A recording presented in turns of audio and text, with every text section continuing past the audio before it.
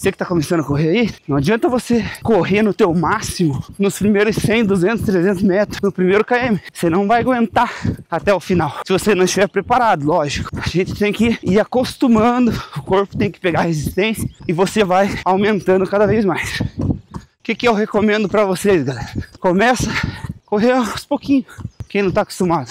Agora quem que já joga futebol, já pratica exercício, vai num trotezinho legal e vai vendo, vai sentindo, vai ouvindo o seu corpo. Porque quando você passa da quinta volta, cara, do quinto km, vem aquele cansaço, aquele esgotamento e a tua mente fala, para com isso, descansa, deita no chão. Aí você não pode ouvir, você tem que continuar.